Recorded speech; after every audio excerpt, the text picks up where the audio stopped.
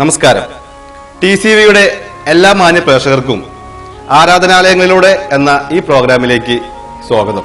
ചിന്താപ്രാപ്തിയുള്ള ഏതൊരു സൃഷ്ടിയെയും സൃഷ്ടിച്ചതിനു പിന്നിലെ മഹനീയവും ശ്രേഷ്ഠവുമായ ഉദ്ദേശം സാക്ഷാത്കരിക്കപ്പെടണമെങ്കിൽ ആ സൃഷ്ടിക്ക് വിശ്വാസം കൂടിയേ തീരൂ. അങ്ങനെയുള്ള പല മതവിശ്വാസങ്ങൾക്കും കീഴ്പ്പെട്ട് തൻ്റെതായ ഒരു ദൈവത്തിൽ ആശ്രയം തേടുകയാണ് ഇന്നത്തെ മനുഷ്യർ. അന്ധമായ ആചാരാനുഷ്ഠാനങ്ങളിൽ നിന്ന് ഒരു സമൂഹത്തെ അപ്പാടെ മാറ്റിമറിച്ച ക്രിസ്തു ശിഷ്യനായ തോമസ് ലീഹ AD 52 ഇന്ത്യയിൽ വന്നു എന്ന് വിശ്വസിച്ചു പോരുന്നു. ക്രിസ്തുമത പ്രചരണാർത്ഥം പാലയൂരിലെത്തിയ തോമസ് ലീഹ കേരളത്തിലുടനീളമായി 7 പള്ളികൾ പണികഴിപ്പിച്ചു. ഇതിൽ ഇന്ത്യയിലെ ആദ്യത്തെ ക്രിസ്തീയ ദേവാലയം എന്നറിയപ്പെടുന്നത് പാലയൂർ സെന്റ് തോമസ് ദേവാലയമാണ്. 108 ശിവക്ഷേത്രങ്ങളിൽ പ്രശസ്തമായ പാലയൂർ ശിവക്ഷേത്രത്തിന് സമീപം തോമസ് ലീഹ പണികഴിപ്പിച്ച പാലയൂർ പള്ളിയുടെ ചരിത്രവും വിശ്വാസങ്ങളുമായി ഇന്ന് നമുക്ക് ആരംഭിക്കാം. മാർത്തോമ പൈതൃകത്തിന്റെ വേരുകൾ ചികയുന്നവർ എത്തിച്ചേരേണ്ട ഒരിടമാണ് പാലയൂർ പള്ളി. മാർ തോമസ് ലീഹ സ്ഥാപിച്ച 7 പള്ളികളിൽ ഏറ്റവും കൂടുതൽ ചരിത്ര സ്മാരകങ്ങൾ സംരക്ഷിക്കപ്പെട്ടു വരുന്നതും പഴമ കാത്തുസൂക്ഷിക്കുന്നതുമായ പാലയൂർ പള്ളിയുടെ 2000 കൊല്ലത്തെ ചരിത്ര മുഹൂർത്തങ്ങളുടെ നേർക്കാഴ്ച. ദൈവം തന്നെയായ യേശുക്രിസ്തുവിന്റെ ശിഷ്യനായ മാർ തോമസ് ലീഹ 3 വർഷക്കാലം യേശുവിന്റെ കൂടെ ജീവിച്ചു. യേശുവിന്റെ പ്രബോധനങ്ങളും ജീവിതവും അത്ഭുതങ്ങളും അടയാളങ്ങളും അനുഭവിച്ചറിഞ്ഞു, പഠിച്ചു, സാക്ഷ്യം വഹിച്ചു. യേശുവിന്റെ ശിഷ്യ സമൂഹത്തിൽ പല കാര്യങ്ങൾക്കും യേശുവിന്റെ കൂടെ നിന്ന് നേതൃത്വം കൊടുത്തു. യേശുവിന്റെ സഹന മരണ ഉത്ഥാനങ്ങൾക്ക് സാക്ഷിയായി. അതിൻ്റെ എല്ലാം തുടർച്ചയായി യേശുവിന്റെ ആഹ്വാനം ശിരസ്സ വഹിച്ച് പാലസ്തീനിലും പരിസര പ്രദേശങ്ങളിലും പ്രേഷിത പ്രവർത്തനം നടത്തി യേശുവിനെ പ്രഘോഷിച്ചു. അധികം വൈകാതെ ലോകമെങ്ങും സുവിശേഷം പ്രഘോഷിക്കാനുള്ള ഗുരുവിന്റെ ആഹ്വാനം ഹൃദയത്തിൽ സൂക്ഷിച്ച് തോമസ് ലീഹ കിഴക്ക് ദിക്കിലേക്ക് പുറപ്പെട്ടു. തോമസ് ലീഹ ഇന്ത്യയിലെ തന്റെ പ്രേഷിത പ്രവർത്തനങ്ങളുടെ അരങ്ങേറ്റം നടത്തിയത് പാലയൂരിലാണ്. തൃശൂർ ജില്ലയിൽ ചാവക്കാടിനടുത്ത് പാലയൂരിൽ സ്ഥിതി ചെയ്യുന്ന ക്രിസ്തീയ ദേവാലയമാണ് പാലയൂർ പള്ളി. തൃശൂർ ചാവക്കാട് റൂട്ടിൽ തൃശൂരിൽ നിന്ന് 28 കിലോമീറ്റർ പടിഞ്ഞാറ് പറപ്പൂർ പാവറട്ടി വഴി പാലയൂർ എന്ന പേരായ പ്രകൃതി രമണീയമായ ഗ്രാമം. ഗുരുവായൂരിൽ നിന്നും 2 കിലോമീറ്റർ മാത്രം അകലത്തിൽ സ്ഥിതി ചെയ്യുന്ന ഇന്ത്യയിലെ പുരാതന ക്രിസ്തീയ ദേവാലയങ്ങളിലൊന്നായ പാലയൂർ പള്ളി ക്രിസ്തുവർഷം 52 തോമസ് ലീഹ സ്ഥാപിച്ചതായി വിശ്വസിക്കപ്പെടുന്നു. 108 ശിവാലയങ്ങളിൽ പറയുന്ന പാലയൂർ ശിവക്ഷേത്രം നിന്നിരുന്നതിനടുത്താണ് പള്ളി നിർമ്മിച്ചത്. ആദ്യം അദ്ദേഹം അവിടെ ഒരു കുരിശ് മാത്രം സ്ഥാപിക്കുകയും പിന്നീട് പള്ളി പണികഴിപ്പിക്കുകയും ചെയ്തു എന്നുമാണ് വിശ്വാസം. സീറോ മലബാർ കത്തോലിക്ക സഭയുടെ തൃശൂർ അതിരൂപതയിൽ ഉൾപ്പെടുന്ന ഈ പള്ളിയുടെ ചരിത്രം മാർ തോമസ് ലീഹയുടെ ചരിത്രം കൂടിയാണ്. ക്രിസ്തുവിൻ്റെ 12 ശിഷ്യന്മാരിൽ ഒരുവനായ സെന്റ് തോമസ് ക്രിസ്തുവിൻ്റെ സുവിശേഷ ദൗത്യം പ്രഘോഷിക്കാനായി AD 52 ഇന്ത്യയിൽ കൊടുങ്ങല്ലൂർ തുറമുഖത്തെത്തുകയും അവിടെ നിന്ന് കേരളത്തിൻ്റെ വിവിധ ഭാഗങ്ങളിലേക്ക് സുവിശേഷ പ്രഘോഷണം നടത്തുവാനായിട്ട് പോവുകയും ചെയ്തു. അങ്ങനെ 7 സ്ഥലങ്ങളിലാണ് സെന്റ് തോമസ് തൻ്റെ പ്രേക്ഷിത പ്രവർത്തനങ്ങൾ കേന്ദ്രീകരിച്ചത്. ഈ 7 സ്ഥലങ്ങളിൽ മിക്കതും ജൂതന്മാരുടെ കുടിയേറ്റ കേന്ദ്രമായിരുന്നു. ജൂതവംശത്തിൽപ്പെട്ട സെന്റ് തോമസ് തൻ്റെ വംശജരായ ജൂതന്മാർ അധിവസിച്ചിരുന്ന സ്ഥലങ്ങളിലാണ് തൻ്റെ സുവിശേഷ പ്രവർത്തനങ്ങൾക്കായി തിരഞ്ഞെടുത്തത്. ആ 7 സ്ഥലങ്ങളിൽ ഒന്നാണ് പാലയൂർ. മറ്റു സ്ഥലങ്ങൾ കൊടുങ്ങല്ലൂർ വന്നിറങ്ങിയതിന് ശേഷം കൊടുങ്ങല്ലൂർ, കൊല്ലം, കോക്കമംഗലം, നിരണം, നിലയ്ക്കൽ, പറവൂർ, പാലയൂർ ഇങ്ങനെയുള്ള 7 സ്ഥലങ്ങളിലാണ് സെന്റ് തോമസ് സുവിശേഷ പ്രഘോഷണം നടത്തിയത്. ഇന്ന് പള്ളി സ്ഥിതി ചെയ്യുന്ന സ്ഥലത്ത് പണ്ടൊരു ശിവക്ഷേത്രം ഉണ്ടായിരുന്നു. ശിവലിംഗം പ്രതിഷ്ഠിച്ചിരുന്ന പീഠവും ദേവീദേവന്മാരുടെ വിഗ്രഹങ്ങളും ഇന്നും പള്ളിയുടെ പരിസരങ്ങളിൽ കാണാനുണ്ട്. തടിയിൽ പണിത ക്ഷേത്രം 1500 വർഷക്കാലം കേടുപാടുകളില്ലാതെ നിലനിന്നു. AD 52 തോമസ് ലീഹ മുസിരിസിൽ കപ്പലിറങ്ങി. അവിടെ നിന്നൊരു വഞ്ചിയിൽ യാത്ര ചെയ്ത് പാലയൂരിലെത്തി. പാലയൂർ ശിവക്ഷേത്രത്തിന്റെ കിഴക്ക് ഭാഗത്തുള്ള സ്നാനഘട്ടമായ തളിയക്കുളത്തിൽ ഗ്രാമവാസികളുടെ പ്രഭാത സ്നാനം. കൈക്കുമ്പിളിൽ വെള്ളം കോരിയെടുത്ത് അതരങ്ങളിൽ പ്രാർത്ഥനാ മന്ത്രവും അകതാരിൽ ദേവപ്രീതിയുടെ നിർവൃതിയുമായി പിതൃതർപ്പണം നടത്തുന്ന ബ്രാഹ്മണരെ അദ്ദേഹം കണ്ടു. തോമസ് ലീഹ കുളത്തിൽ നിന്ന് ഒരു കൈക്കുടന്ന വെള്ളമെടുത്ത് ധ്യാനത്തിൽ മുഴുകി. അല്പസമയം നിന്നിട്ട് മേൽപോട്ടെറിഞ്ഞു. ആ വെള്ളം കുളത്തിൽ വീഴാതെ അന്തരീക്ഷത്തിൽ തന്നെ തങ്ങി നിന്നു. ഈ ജാലവിദ്യ കണ്ട് ബ്രാഹ്മണർ അത്ഭുതാധീനരായി. കൂട്ടത്തിൽ ഒരു ബ്രാഹ്മണൻ അപ്പോൾ തന്നെ തോമസ് ലീഹയുടെ ശിഷ്യത്വം സ്വീകരിച്ചു. ആ ബ്രാഹ്മണന്റെ ശിരസിൽ തോമസ് ലീഹ ആ കുളത്തിൽ നിന്ന് തന്നെ ഒരു കൈക്കുമ്പിൽ വെള്ളമെടുത്ത് ജപിച്ച് തളിച്ചു. കേരളത്തിൽ, ഒരുപക്ഷെ ഇന്ത്യയിൽ തന്നെ ആദ്യമായി ജ്ഞാനസ്നാനം സ്വീകരിച്ച് ക്രിസ്ത്യാനിയായത് ആ ബ്രാഹ്മണനായിരുന്നു. അന്ന് അവിടെയുണ്ടായിരുന്ന മറ്റു ബ്രാഹ്മണർക്ക് ഈ മതം മാറ്റം ഇഷ്ടപ്പെട്ടില്ല. ഈ നാട് മുടിഞ്ഞു പോകട്ടെ എന്ന് ശപിച്ചിട്ട് അവർ അവിടം വിട്ടുപോയി. അങ്ങനെ ശാപമേറ്റ പാലയൂർ എന്ന പ്രദേശത്തിന് ശാപക്കാട് എന്ന് പേരായി. കാലക്രമത്തിൽ ശാപക്കാട് ചാവക്കാട് എന്ന് രൂപാന്തരപ്പെട്ടു. മാർ തോമസ് ലീഹ പാലയൂരിൽ 1 വർഷത്തോളം താമസിച്ചുകൊണ്ടാണ് പ്രേക്ഷിത പ്രവർത്തനങ്ങൾ നടത്തിയത്. ഇതിനിടയിൽ 1050ഓളം പേരെ മാമോദീസ മുക്കി ക്രിസ്തുമതത്തിൽ ചേർക്കുകയും അവർക്ക് വന്ദിക്കുവാനായി ഒരു കുരിശ് സ്ഥാപിക്കുകയും ചെയ്തു. കേരളത്തിൽ ജൂതന്മാരുടെ അധിവാസ കേന്ദ്രങ്ങളിൽ ഒന്നായിരുന്നു പാലയൂർ. തന്റെ വംശജരായ ജൂതന്മാരുടെ അധിവാസ കേന്ദ്രമായത് കൊണ്ടാവാം തോമസ് ലീഹ പാലയൂരിലേക്ക് വരുവാനിടയായത്. സ്ലീഹായുടെ പ്രേക്ഷിത പ്രവർത്തനത്തിന്റെ ഫലമായി പാലയൂരിലെ ജൂതന്മാരിൽ കുറെ പേരും ക്രിസ്ത്യാനികളായി. പുരാതന പാലയൂരിൽ ഉയർന്ന ഒരു പ്രദേശത്താണ് ജൂതന്മാർ അധിവാസമുറപ്പിച്ചിരുന്നത്. അതിനാൽ ആ പ്രദേശം ജൂതക്കുന്ന് എന്ന പേരിലാണ് അറിയപ്പെട്ടിരുന്നത്. പാലയൂരിൽ അന്നുണ്ടായിരുന്ന ജൂതന്മാർ തോമസ് ലീഹയുടെ ശിഷ്യത്വം സ്വീകരിക്കുകയും പിൻതലമുറക്കാർ അദ്ദേഹത്തെ വംശസ്ഥാപകനായി അംഗീകരിക്കുകയും ചെയ്തു. പാലയൂരിലെ ഒട്ടേറെ ഹിന്ദുക്കൾ ക്രിസ്തുമതം സ്വീകരിച്ചു. അങ്ങനെ പാലയൂർ സമ്പന്നരായ ക്രിസ്ത്യാനികളുടെ കേന്ദ്രമായി മാറി. പൗരസ്ത്യ ദേശത്തെ റോമാ നഗരം എന്ന പേര് തന്നെ പാലയൂരിന് കൈവന്നു. മാർ തോമസ് ലീഹായിൽ നിന്നും പാലയൂരിൽ മാമോദീസ് സ്വീകരിച്ച പകലോമറ്റം കുടുംബത്തിന്റെ ശാഖകളിൽപ്പെട്ടവരാണ് വിശുദ്ധ അൽഫോൻസാമ്മയും വിശുദ്ധ ചാവറ കുര്യാക്കോസ് ഏലിയാസ് അച്ഛനും. പോർട്ടുഗീസുകാർ കേരളത്തിൽ ആധിപത്യം ഉറപ്പിച്ച കാലത്താണ് ഗോവ മെത്രാപ്പൊലീത്ത റവറൽ ഡോക്ടർ അലക്സിസ് മെനേസിസ് കേരളത്തിലെത്തിയത്. കേരളത്തിലെ സുറിയാനി ക്രിസ്ത്യാനികളെ ലത്തീനീകരിക്കാനുള്ള ശ്രമത്തിന്റെ ക്ലൈമാക്സ് എന്ന് പറയാവുന്ന ഉദയംപേരൂർ സുന്നഹദോസ് 1599 ജൂൺ 20 മെനേസിസ് മെത്രാപ്പൊലീത്ത വിളിച്ചുകൂട്ടി. സുറിയാനി ക്രിസ്ത്യാനികളുടെ ഇടയിൽ മുറുമുറുപ്പുണ്ടായിരുന്നുവെങ്കിലും കുരിശിന്റെ ഗീവർഗീസ് സർക്കദിയോക്കോനും 153 വൈദികരും പാലയൂർ അടക്കമുള്ള പല സ്ഥലങ്ങളിൽ നിന്നുമായി 671 അൽമായ പ്രതിനിധികളും സുന്നഹദോസിൽ പങ്കെടുത്തു. കേരള സംസ്കാരവുമായി ബന്ധമുണ്ടായിരുന്ന സുറിയാനി ക്രിസ്ത്യാനികളുടെ പല ആചാരാനുഷ്ഠാനങ്ങളും സുന്നഹദോസ് നിരോധിച്ചു.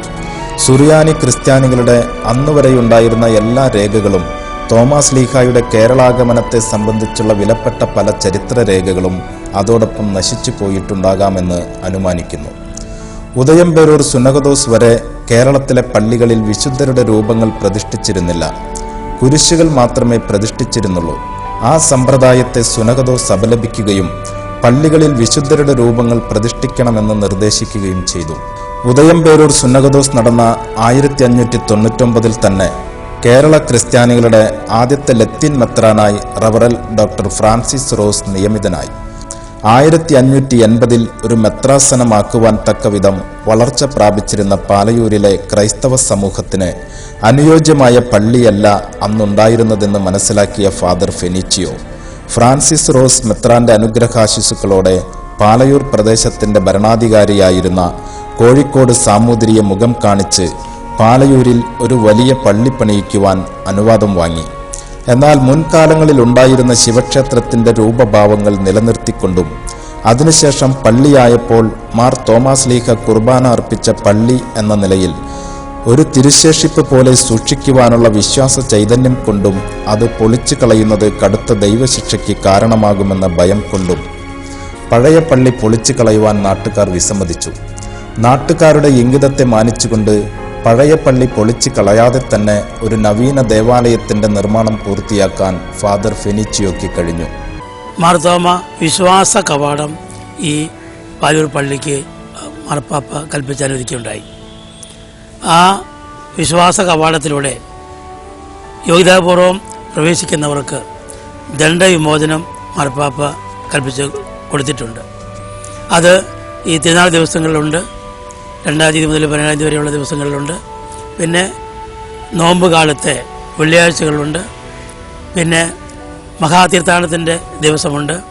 ഇങ്ങനെ ഒരു വർഷത്തിൽ 33 ദിവസങ്ങളിലാണ് ഈ വിശ്വാസ കവാടം കടക്കുന്നവർക്ക് ദണ്ഡവിമോചനം ലഭിക്കാനായിട്ട് ഇടയാക്കുക. ഇത് ഈ അടുത്ത് കിട്ടിയ മാർപ്പാപ്പ കൽപ്പിച്ചനുവദിച്ച വലിയൊരു ആനുകൂല്യമാണ്. ഈ പാലൂർ പള്ളിക്ക് ലഭിച്ച വലിയ ആനുകൂല്യം. നമുക്കിവിടെ വർഷം തോറും നടത്തി വരുന്ന ദുഃഖാന തിരുനാളുണ്ട്. തുടർന്നുള്ള ദിവസങ്ങളിൽ നൊവേന കഴിഞ്ഞ് ഈ കൊല്ലം 15-16 തീയതികളിലാണ് തർപ്പണ തിരുനാൾ ആചരിക്കുന്നത്.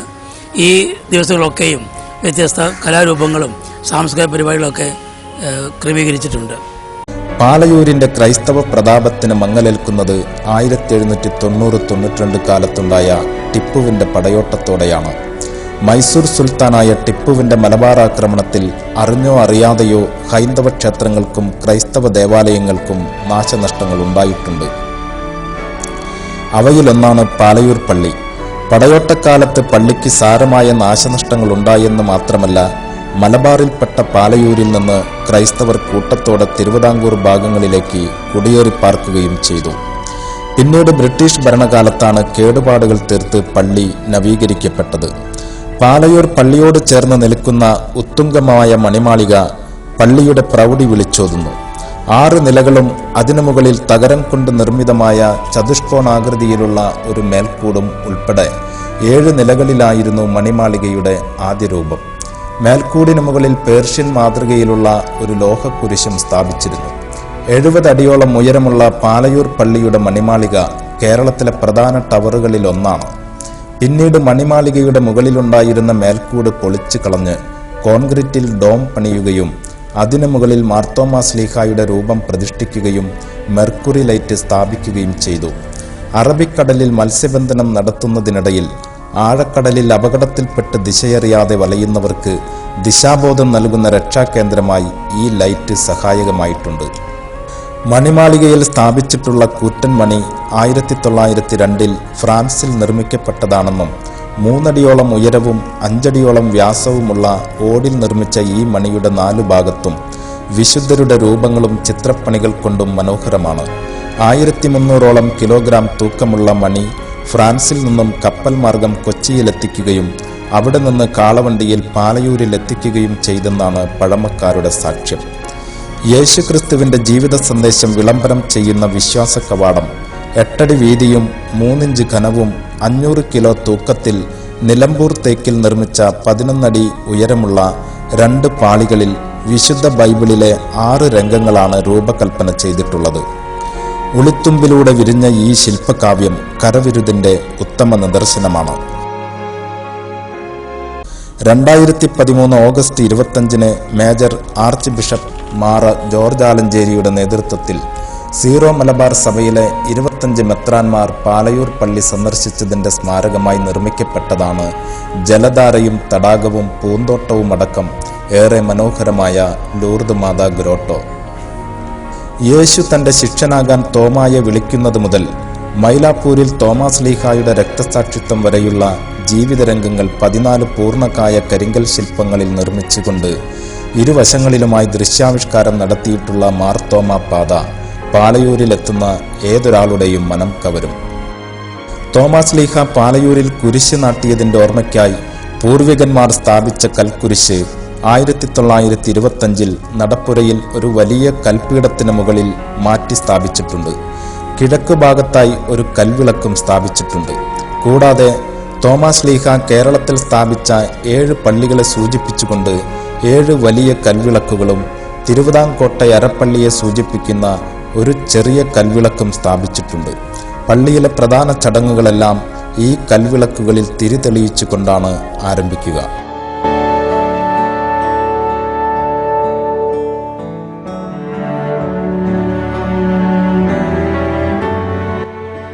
പുരാതന പള്ളിയിലെ തിരുശേഷിപ്പുകൾ ഒരു അറ പോലെ അൾത്താരയ്ക്ക് സമീപം സംരക്ഷിക്കപ്പെട്ടിരിക്കുന്നു.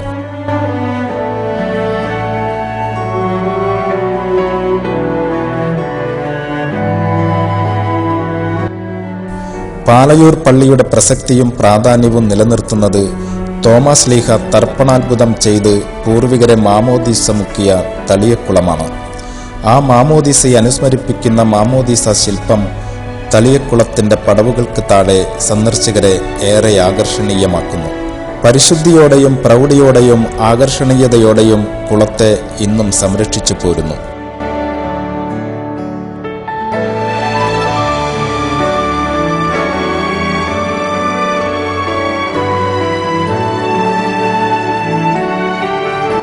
തളിയക്കുളത്തോട് ചേർന്ന് മനുഷ്യനിർമ്മിതമായ ഗുഹ മറ്റൊരു പ്രത്യേക ആകർഷണീയതയുടെ ചിത്രം നൽകുന്നു. തമിഴ്നാട്ടിലെ മൈലാപ്പൂരിലെ ചിന്നമലയുടെ ഏകദേശ മാതൃകയിൽ നിർമ്മിച്ചിട്ടുള്ള ഈ ചെറിയ മലയുടെ ഉള്ളിൽ ഒരാൾക്ക് സ്വതന്ത്രമായി നടന്നു പോകാനുള്ള ഒരു നീണ്ട ഗുഹ.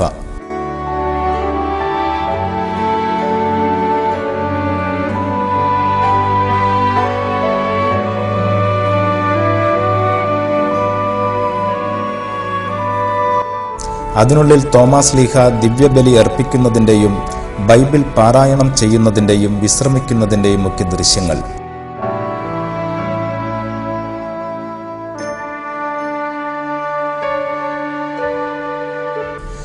മലയുടെ മുൻഭാഗത്തുള്ള ഗ്രോട്ടോയിൽ തോമാസ് ലീഹയുടെ മൃതദേഹ രൂപം. മലയുടെ മുകളിൽ കുരിശിന് മുമ്പാകെ മുട്ടുകുത്തി നിന്ന് പ്രാർത്ഥിക്കുന്ന തോമാസ് ലീഹ. പിന്നിൽ ശൂലധാരികളായ ഘാതകർ. തോമാസ് ലീഹായുടെ അന്ത്യനിമിഷങ്ങളെ ഒന്നാകെ സന്ദർശകരുടെ മനസ്സുകളിലേക്ക് സന്നിവേശിപ്പിക്കുന്നു ഈ രക്തസാക്ഷി മണ്ഡപം. തളിയക്കുളത്തിന്റെ വടക്കുഭാഗത്ത് ഒരു ചെറിയ താമരക്കുളം. അതിൽ നട്ടുവളർത്തിയ താമരപ്പൂക്കളുടെ നടുവിൽ കോൺക്രീറ്റിൽ നിർമ്മിച്ച വലിയൊരു താമരപ്പൂവിനുള്ളിൽ 6 അടി ഉയരത്തിൽ ഭാരതീയ വേഷധാരിയായി ഉണ്ണിയേശുവിനെ കയ്യിലേന്തിയ പരിശുദ്ധ കന്യകാമറിയത്തിന്റെ രൂപം. ഇരുഭാഗങ്ങളിലായി ഉയർത്തിപ്പിടിച്ച തുമ്പിക്കൈകളിൽ പുഷ്പഹാരങ്ങളുമായി 2 ഗജവീരന്മാർ. ഭാരതീയ സാംസ്കാരിക പശ്ചാത്തലത്തിൽ രൂപപ്പെടുത്തിയ ഈ ശില്പം ക്രൈസ്തവരെ മാത്രമല്ല തളിയക്കുളം സന്ദർശിക്കുന്ന ഇതര മതസ്ഥരെ കൂടി ഹഠാതാകർഷിക്കുന്നു. താമരപ്പൂവിൽ നിൽക്കുന്ന പരിശുദ്ധ അമ്മ ഹൈന്ദവ ദേവിയുടെ സ്മരണയുണർത്തുന്നു. പ്രാചീന കാലത്ത് കൊടുങ്ങല്ലൂർ തുറമുഖത്തു നിന്ന് വിവിധ പ്രദേശങ്ങളിലേക്ക് ജലഗതാഗത മാർഗം സഞ്ചരിച്ച തോമാസ് ലീഹ പാലയൂർ ബോട്ട് ജെട്ടിയിൽ എത്തി. പ്രധാന ജലമാർഗത്തിൽ നിന്നും പാലയൂരിലേക്കുള്ള ഉപജലമാർഗം പിൽക്കാലത്ത് പലയിടങ്ങളും കരഭൂമിയായതോടെ പാലയൂർ ബോട്ട് ജെട്ടി ഒരു കുളത്തിന്റെ രൂപം പ്രാപിക്കുകയും ബോട്ടുകുളം എന്ന പേരിൽ അറിയപ്പെടുകയും ചെയ്തു. കുളം വൃത്തിയാക്കി 4 ഭാഗവും കല്ല് പതിക്കുകയും തോമാസ് ലീഹ ബോട്ടിൽ വന്നു നിൽക്കുന്ന ഒരു ശില്പം സ്ഥാപിക്കുകയും ചെയ്തതോടെ സന്ദർശകർക്ക് അതൊരു നല്ല ചരിത്ര കാഴ്ചയായി. മാർത്തോമാസ് ലീഹായ്ക്ക് അനവധി ദേവാലയങ്ങളും പ്രതിമകളും ഉണ്ടെങ്കിലും ലോകത്തിലെ ഏറ്റവും വലിയ മാർത്തോമാ ശില്പം എന്ന ഖ്യാതി പാലയൂരിന് സ്വന്തം. 45 അടി ഉയരമുള്ള ശില്പമാണിത്.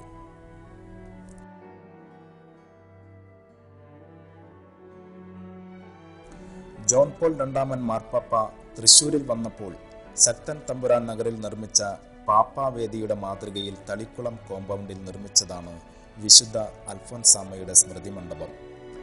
തോമാസ് ലീഹ പാലയൂരിൽ വന്ന കാലത്ത് തന്നെ അവിടുത്തെ ശിവക്ഷേത്രത്തിലെ പൂജയ്ക്കുള്ള പവിത്രജലം എടുത്തിരുന്ന കിണർ ഏത് കഠിന വേനൽക്കാലത്തും സമൃദ്ധമായി വെള്ളം ലഭിച്ചിരുന്ന കൽക്കിണർ പൂജക്കിണർ എന്നാണ് അറിയപ്പെടുന്നത്.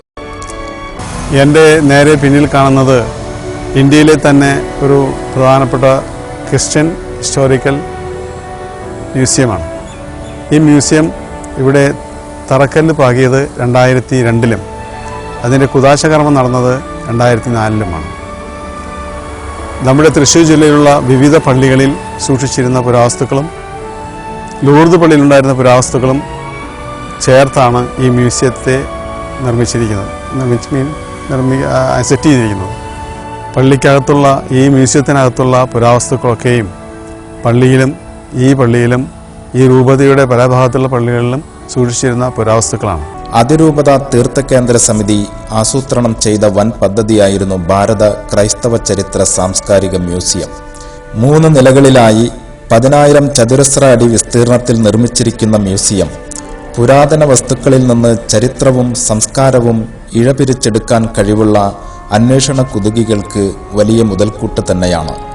നിവർത്തിയ കുടയുടെയും തൊപ്പിയുടെയും രൂപസാദൃശ്യമുള്ള മഹാശിലായുഗത്തിന്റെ പ്രതീകങ്ങളായ കുടക്കല്ലുകൾ, 4 നൂറ്റാണ്ടിലേറെ പഴക്കമുള്ള കോട്ടക്കൊത്തളങ്ങളുടെ അവശിഷ്ടങ്ങളെന്ന് കരുതാവുന്ന കരിങ്കൽ പാളികൾ, തുലാക്കല്ല്, ആനക്കൊമ്പിലും മരത്തിലും സിമന്റിലും നിർമ്മിച്ച വിശുദ്ധരുടെ രൂപങ്ങൾ, മരത്തിൽ നിർമ്മിച്ച പുഷ്പക്കൂട്, പണ്ട് അൾത്താരയിൽ അലങ്കാരത്തിനായി വച്ചിരുന്ന റംശേത്തികൾ, രൂപക്കൂടുകൾ, നേർച്ചപ്പെട്ടി, മരമണി, റിക്ഷാവണ്ടി, ദിവാൻ കട്ടിൽ, മഞ്ചകൾ, മരത്തിൽ നിർമ്മിച്ച ആനത്തലകൾ, തോച്ചക്കാലുകൾ തുടങ്ങിയവയും മ്യൂസിയത്തിൽ കാണാം. സമ്പൂർണ്ണ ബൈബിളിന്റെ കയ്യെഴുത്ത് പ്രതികൾ, സുറിയാനി ഭാഷയിലുള്ള നമസ്കാര പുസ്തകങ്ങൾ, പഴയ നാണയങ്ങൾ, കറൻസികൾ, തപാൽ സ്റ്റാമ്പുകൾ തുടങ്ങി നിരവധി വസ്തുക്കൾ മ്യൂസിയത്തിൽ സൂക്ഷിച്ചിട്ടുണ്ട്.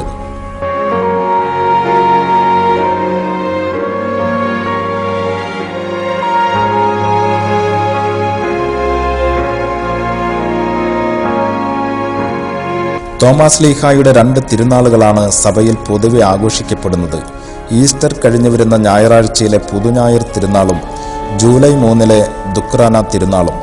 മാർത്തോമാസ് ലീഹായുടെ ചരമദിനമായ ജൂലൈ 3 നടത്തുന്ന ദുക്രാന ഊട്ട് മുത്തപ്പന്റെ ചാത്തൂട്ടായിട്ടാണ് ഭക്തർ കരുതുന്നത്. പപ്പടം, പഴം, പായസം ഉൾപ്പെടെ വിഭവസമൃദ്ധമായ സൗജന്യ ഊട്ടിന് വിവിധ പ്രദേശങ്ങളിൽ നിന്നായി നാനാജാതി മതസ്ഥരായ ആയിരക്കണക്കിന് ഭക്തരാണ് വർഷം തോറും പങ്കെടുക്കുന്നത്. പുരാതനമായ പാലയൂർ ഇടവകയിൽ നിന്നും പല കാലങ്ങളിലായി ഇടവക പിരിഞ്ഞു പോയവർക്ക് മാസത്തിലൊരിക്കൽ തള്ളപ്പള്ളിയിൽ വന്ന് തോമാ മുത്തപ്പനോട് പ്രാർത്ഥിക്കുവാനുള്ള അവസരമുണ്ടാക്കുന്നതിന് വേണ്ടിയാണ് ഓരോ മലയാള മാസത്തിലും ആദ്യം വരുന്ന മുമ്പിട്ട് വരുന്ന ഞായറാഴ്ച മുപ്പിട്ട് ഞായർ തിരുനാളായി ആഘോഷിക്കുന്നത്.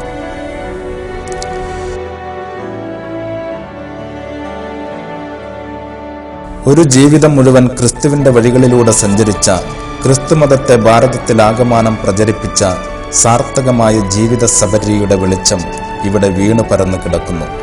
ഒപ്പം കാരുണ്യത്തിന്റെ പ്രകാശമുള്ള ലോകത്തിലേക്ക് പ്രവേശിച്ച കർത്താവിന്റെ കരുണയും നാം തിരിച്ചറിയുന്നു. കേരളത്തിൽ ക്രിസ്തുമത പ്രചരണം നടത്തി തമിഴ്നാട്ടിലെ മൈലാപ്പൂരിൽ വെച്ച് മരണപ്പെട്ട യേശുക്രിസ്തുവിന്റെ 12 അപ്പോസ്തലന്മാരിൽ ഒരാളായ തോമാസ് ലീഹയുടെ വിശേഷങ്ങൾ ഇവിടെ തീരുന്നില്ല. കൂടുതൽ വിശേഷങ്ങളും ചരിത്രവുമായി വീണ്ടും ഒരിക്കൽ കാണാം. ഈ പ്രോഗ്രാമിനെ കുറിച്ചുള്ള നിങ്ങളുടെ വിലയേറിയ അഭിപ്രായങ്ങളും നിർദ്ദേശങ്ങളും ഞങ്ങളെ അറിയിക്കുമല്ലോ. ഫോൺ 9746888999.